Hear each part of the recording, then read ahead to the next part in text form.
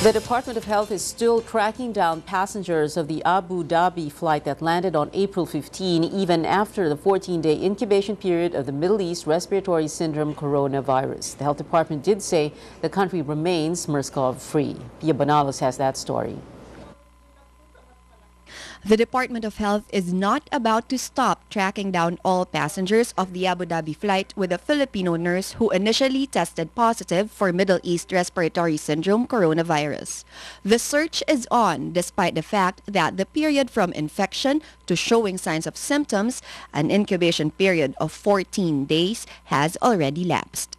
DOH Infectious Disease Manager Dr. Lyndon Lee Sui says authorities have so far tracked down 97% of passengers. So far, 394 have been tested for MERS-CoV, with 371 results already out, all with negative results. Lee Sui says there is no reason for the health department to be complacent, as there is always the MERS-CoV threat. Yung 10 na remaining na tinatrack natin. Ang sample na lang nito is kunwari nalaman, pinuntahan namin sa isang bahay. Just to give you an idea on how hard it is. Sample, kunwari pinuntahan siya sa Cebu. Ang bahay niya is isang bahay sa Cebu. Pag pinuntahan doon, nasa Iligan na pala. The DOH is working closely with the Labor Department in tracking down all passengers of the flight and in advising Filipinos working in the Middle East. There are currently 3 Filipino nurses in Saudi Arabia who tested positive for MERS-CoV. One is in the intensive care unit, the other showing MERS-CoV symptoms, and the last is asymptomatic.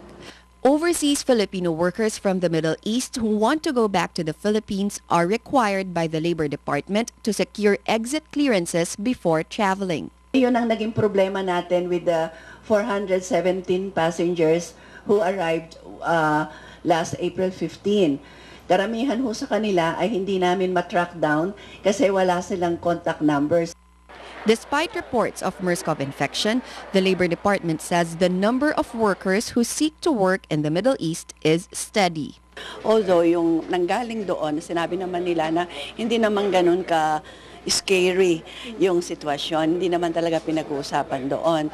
Kaya yung mga nandito, ina-advise nila na go ahead, pwede naman kayong pumunta dito at wala namang ganung problema. Pero ganun pa man, dahil sinasabi nga ng ating health authorities na kailangan mag-ingat, nagbibigay nga tayo ng information sa kanila bago pa umalis kung paano sila makaiwas dito sa virus na ito. Dimzon says all overseas Filipino workers about to leave for the Middle East have to take a pre-departure orientation seminar informing them about MERS-CoV. Huwag ninyong ipagpalang bahala kasi mahirap pag kayo dinapuan at ando doon, you can never tell na baka mamaya may spread na talaga yung virus. So pag-iingat ang talagang ini-impress namin sa kanila. Lee Sui stresses there is no shame in being tested for MERS-CoV. Mas nakakahiya kung alam mo pa ikaw magkakalat ng problema. 'Di ba? Mas nakakahiya 'yon. Yung hindi ka nag-cooperate, alam mong isa ka dapat sa ma-examine, alam mong dapat ma-establish na negative ka. Dahil habang hindi ka nagpapa-examine, hindi ka nagpapakita, mas nakakahiya pag at the end of the day, ikaw ang maging dahilan ng pagkalat ng sakit sa community. He adds PhilHealth will soon come out with a package that would cover the test and hospitalization of suspected MERS-CoV cases. Pia Banalos, Solar News.